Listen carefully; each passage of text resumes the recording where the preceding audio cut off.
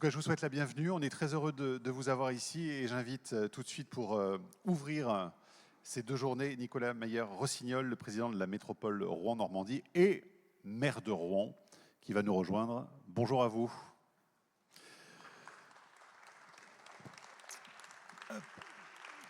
Je vous donne ce micro. Bonjour à toutes et tous. Eh bien, je suis très heureux d'ouvrir ces journées avec vous, alors, qui ont déjà commencé dans un climat, une météo. Je vais parler du climat après. Dans une météo qui est un petit peu particulière. Non, je le dis parce qu'au-delà du sujet, je ne sais pas si vous avez maintenu, je ne crois pas malheureusement, la visite de forêt monumentale. Enfin, ça n'a pas été possible. Est-ce que parmi vous, certains ont déjà visité forêt monumentale? Oui, je vois des... Oui, voilà. Voilà. Bon, ça n'aura pas d'impact sur vos impôts locaux, hein. C'était juste un sondage comme ça. Non, je blague. Mais blague à part, c'est vraiment extraordinaire. Il y a eu une première édition qui était à Bois-Guillaume. Alors je le dis pour ceux qui n'y sont pas déjà allés, c'est une façon de mettre en valeur à la fois l'art et la forêt. Et franchement, les réalisations sont absolument remarquables. Je le dis d'autant plus que voilà, c'était un jury indépendant et que c'est jusqu'à je crois, Jean-Michel, mi-2026, un truc comme ça. Voilà. Donc vraiment, je voulais juste faire un petit peu de publicité pour la forêt monumentale, parce que c'est vraiment à découvrir, si possible en famille aussi. Juste vous dire le plaisir que nous avons d'être là. Je dis nous parce que Jean-Michel s'exprimera ensuite. Donc Jean-Michel Bérégovoy qui est adjoint avec moi pour la transition écologique, la résilience, la nature en ville. Certains d'entre vous le savent déjà, il se trouve que j'ai été l'élève de Marc-André Sellos quand j'ai passé l'agrégation il y a longtemps, dont j'ai perdu d'ailleurs le titre parce que je n'ai pas exercé. Mais je peux le dire sans comment dire, excès de flagornerie, Marc-André c'était en 99, donc vous voyez, ça fait déjà longtemps. Marc-André était un prof absolument incroyable, très inspirant. Et même si je ne suis pas resté dans cette voie, comme vous pouvez le constater, c'est resté évidemment à la fois une inspiration et une amitié. Et donc, quand il est revenu avec Biogé me parler du projet, je lui ai dit, oui, naturellement, si j'ose dire. À Rouen, c'est tout à fait naturel qu'on puisse t'accueillir pour plein de raisons, y compris personnelles. Mais au-delà du personnel, je pense, mais Jean-Michel en parlera mieux que moi, ça fait aussi écho aux politiques que l'on essaye de porter ici. Donc, je ne veux pas vous infliger la longue liste. Mais c'est vrai que Rouen est intéressant pour ça, parce qu'au départ, on est plutôt nul sur les sujets de transition écologique. Je veux dire, l'histoire de Rouen, et je dis ça sans méchanceté, c'est pas cette histoire-là. C'est une histoire industrielle, c'est une histoire portuaire, et je dis ça sans aucun jugement. C'est l'histoire du XXe siècle, de la vallée de Seine après-guerre, enfin voilà. Alors que, et on le voit très bien maintenant, on est entouré, c'est le thème de cette année, de forêts absolument remarquables, y compris au sens formel du titre, oui, puisque c'est un titre. On a, pour la première fois en 2023, été nommé, enfin élu même, au niveau national, capitale française de la biodiversité pour nos forêts. Donc vous voyez, c'est quand même une évolution, et on le doit à quoi ? Une prise de conscience citoyenne, à des mouvements y compris associatifs, et puis à notre volonté, nous, de porter un certain nombre de politiques sur ces sujets-là, puis sur beaucoup d'autres. Je voulais dire aussi qu'il y a des articles qui sont sortis là, il y a quelques jours, qui font une étude sur plusieurs métropoles, je crois qu'il y a Lille aussi, mais il y en a 3-4, pas plus, et Rouen en fait partie, sur les bienfaits d'un certain nombre de politiques. Et en particulier l'amélioration de la qualité de l'air, la nature en ville, la renaturation, etc. Et qui montre l'impact, y compris quantitatif, c'est-à-dire, par exemple, pardon de le dire comme ça, mais en nombre de morts évitées par an dans un territoire, et qui montre très clairement que ces politiques-là sont des politiques utiles. Je le dis parce que parfois on peut penser que tout ça c'est un peu des lubies, des colos, de je ne sais quoi. Non, c'est aussi des politiques utiles très concrètement, y compris pour éviter des morts, pour prévenir des maladies, des affections chroniques, et bien sûr pour améliorer la qualité de vie. Et alors juste avant de rentrer, vous voyez, je pianotais sur mon téléphone parce que je cherchais une citation que j'ai pas réussi à retrouver, mais qui est d'un monsieur qui s'appelle John Kerry, donc américain, ancien candidat à la présidence de la République, la présidence des États-Unis, j'allais dire de la présidence des États-Unis d'Amérique, et qui, malheureusement, et qui avait dit, il y a une technologie incroyable pour capter du carbone, pour améliorer l'air, le biotope, le sol. Cette technologie extraordinairement moderne, ça s'appelle un arbre. Et je le dis parce qu'on est sur un territoire, je vais faire un tout petit peu de politique, mais sans rentrer dans des polémiques, mais vous avez vu qu'on est dans un contexte national compliqué, y compris sur le plan budgétaire. Et je trouve complètement fou qu'alors que tout le monde est à peu près d'accord pour dire qu'on a un trou dans le budget de l'État, pas des collectivités, de l'État, de plus de 50 milliards d'euros, on se pose encore la question de faire un contournement routier à Rouen. C'est-à-dire qu'on soit de gauche ou de droite, à la limite, c'est même pas le sujet. En l'occurrence, si on regarde juste scientifiquement les choses, je ne sais plus combien ça fait d'hectares d'artificialisation, je peux vous dire que c'est de l'ordre de 500, dont 150 de forêts qui seraient supprimées, pour un coût d'1 milliard d'euros au moins, version 2015. Je ne vous dis pas combien ça coûterait maintenant. Ça devrait être tout de suite, en fait, évidemment qu'on devrait tout de suite dire que c'est plus du tout la priorité, c'est forcé, en fait. Voilà, bon, je m'arrête sur la parenthèse politique, mais des fois, il y a des choses qui sont quand même absurdes. En tout cas, on est très heureux de vous accueillir ici, on est très heureux d'accueillir Biogé. Puis je termine par un point qui est extrêmement important, ça aussi, c'est quelque chose qui est un peu minimisé, paradoxalement. On a besoin de plus d'éducation. Comme on a besoin de plus d'arbres, on a besoin de plus d'éducation, c'est évident. Dans cette société, on ne comprend pas grand-chose si on n'a pas plus d'éducation. C'est difficile de comprendre le climat et le réchauffement climatique si on ne sait pas ce qu'est l'effet de serre. C'est difficile de comprendre Internet si on ne sait pas ce que c'est que les ondes. C'est difficile de comprendre l'alimentation et les débats autour de l'alimentation si on ne sait pas ce qu'est je sais pas moi, la métabolique, ou bien la génétique, ou bien les OGM, enfin, vous voyez ce que je veux dire, etc., etc. Et en fait, là aussi, il y a une sorte de paradoxe, c'est qu'alors qu'on sait qu'on est dans une situation difficile, que notre société se tend avec plus de violence, personne, en tout cas je ne l'entends pas assez, au plan national, nous explique qu'on devrait mettre le paquet sur l'éducation. Et donc, si on peut, à travers Biogé, contribuer petitement, mais quand même, à favoriser cette sorte d'éducation populaire et citoyenne, ben, je pense qu'on aura fait œuvre utile, enfin que vous aurez fait œuvre utile. Donc, merci beaucoup.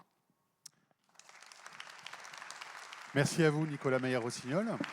Et puis donc, Jean-Michel Bérégovoy, vous pouvez nous rejoindre, vous qui êtes effectivement adjoint au maire en charge de la ville résiliente, de la transition énergétique et climatique, l'adaptation, la biodiversité, l'eau, la mobilité, la santé environnementale et les risques, tout ça, pour un seul homme.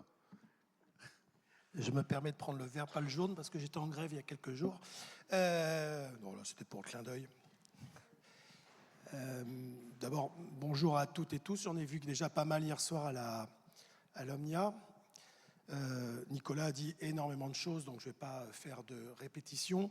Peut-être quand même partir du début de mon propos d'hier, parce que je sortais il y a quelques jours d'un film. J'avais lu d'ailleurs le roman de Nicolas Mathieu, Leurs enfants après eux, et j'aurais envie de changer la phrase en disant « Notre terre après nous ».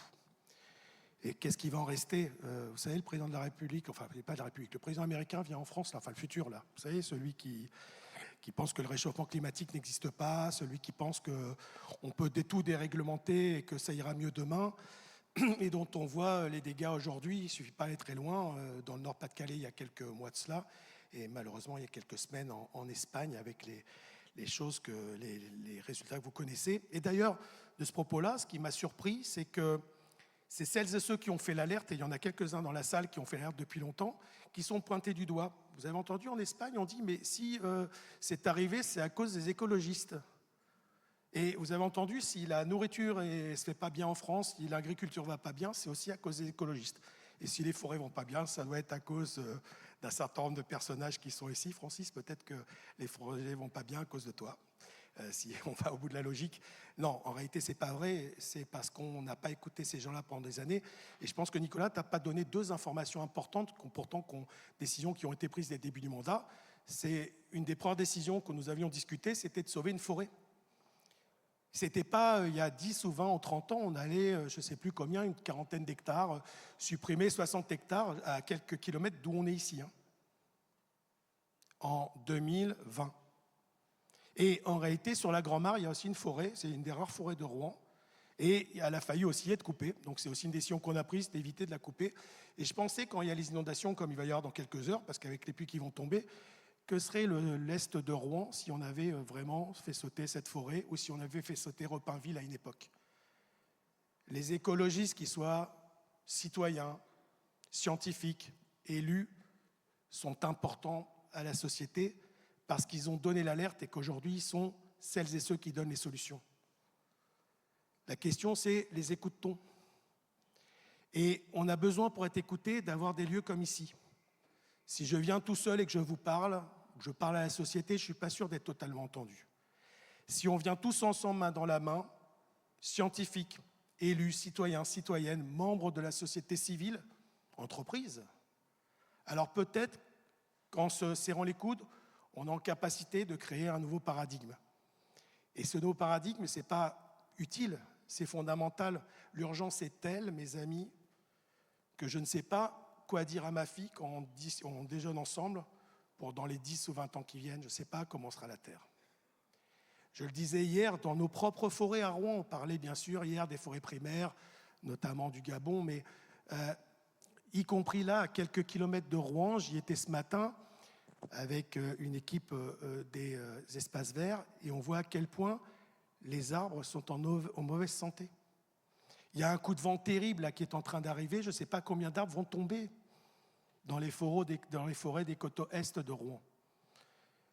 Et on est à ce moment-là de notre histoire commune.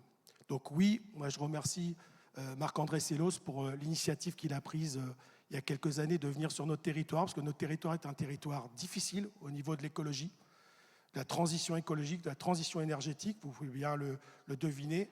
Et c'était important d'avoir ces lieux où on puisse travailler, réfléchir ensemble pour devenir un peu plus intelligent, individuellement et collectivement, pour pouvoir essayer de retrouver, convaincre la société que la transition écologique est fondamentale, utile, nécessaire, parce qu'elle garantira aussi la transformation sociale de notre société qui en a absolument besoin. Voilà ce que je voulais vous dire et je vous souhaite à toutes et à tous d'excellents travaux et d'excellents débats. Merci. Merci Jean-Michel Bergovoy. Voilà, et puis je vous demande d'accueillir très chaleureusement Marc-André Sellos, vous pouvez l'applaudir vraiment très fort, président de la Fédération Biogé et professeur au Muséum national d'histoire naturelle. Donc Marc-André, à toi de jouer. Peu de choses à ajouter. Vous comprenez qu'il y a des épousailles étroites dans les ambitions et dans les envies entre la ville et la métropole de Rouen, entre ce que Jean-Pierre et Nicolas vous ont dit et l'envie de Biogé, qui est de redonner l'essence aux citoyens. Je vous rappelle nos 3 missions, que cette fédération qui regroupe le muséum, des académies comme celle de médecine ou d'agriculture, des sociétés scientifiques, des associations de citoyens, les journalistes de l'environnement, la société du droit à l'environnement, et tous ceux qui veulent participer à être la voix des sciences du vivant et de l'environnement. Nos objectifs sont triples. D'une part, nous voulons redonner de la science aux citoyens comme un outil et une aide à la décision, car il n'est de décision libre qu'en connaissance des conséquences. Nicolas l'évoquait. La deuxième chose, c'est de peser, et ça, nous y échouons lamentablement, sans doute faute de moyens suffisants. Ce n'est pas pour reprocher à Rouen de ne pas nous aider, mais c'est pour dire qu'on aurait peut-être besoin d'influenceurs plus massifs, influencer sur la formation et l'idée que le socle, c'est lire, écrire, compter, savoir vivre, ce que la génération suivante n'a pas su faire. Et puis, nous insistons beaucoup sur l'interdisciplinarité. Vous le verrez au cours de cette rencontre, il y aura des biologistes, il y aura aussi des gens de la filière bois, on aura un luthier, on aura quelqu'un qui monte aux arbres pour les soigner, et nous aurons aussi un tonnelier. Donc en fait, ce qu'on veut, nous, c'est toute la société avec la biologie et toute la biologie pour la société. C'est un peu comme dirait l'autre, pas de limite entre nature et société. Alors merci à tous ceux qui vont intervenir, j'y reviendrai pour terminer, mais aussi à ceux qui maintiennent tous les stands que vous verrez.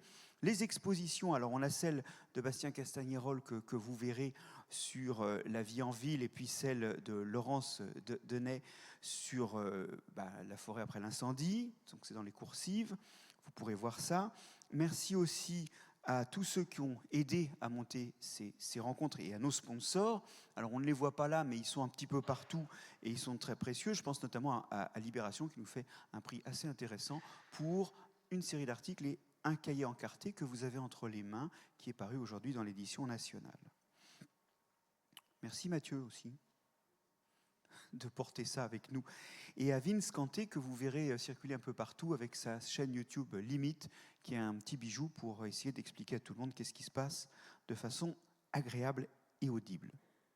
Une forêt, c'est des arbres, donc on en va parler d'arbres, bien sûr, mais c'est aussi un groupe d'arbres, et c'est plus que des arbres, c'est tous ceux qui les habitent, tous ceux qui habitent les sols de la forêt et qui construisent la forêt. La forêt, c'est encore plus que ça, c'est des liens à l'homme, des liens, alors je sais que je vais faire sursauter quelqu'un, d'exploitation, on s'entretuera là-dessus demain, et c'est aussi des liens culturels forts, et c'est pour ça qu'effectivement des édiles ne peuvent que se préoccuper de la forêt, ça fait partie effectivement des choses qui nous entourent et auxquelles nous avons des liens. Et une forêt idéale, c'est une forêt avec des âges différents d'arbres, avec des espèces différentes, on y reviendra, mais vous savez quoi ? Tant dans la structure des gens qui vont vous parler que dans la structure de l'auditoire, je pense et j'espère que nous réunirons tous les âges et toutes les spécialités, car au fond nous sommes tous d'une certaine façon des spécialistes de la forêt. Reste à s'accorder sur le fait que cette spécialisation que nous avons dans notre lien à la forêt s'accorde aux autres et à la transmission de cette forêt à l'avenir. Eh bien, on y va. Vous n'oubliez pas les cafés scientifiques ce soir après les débats. Mathieu,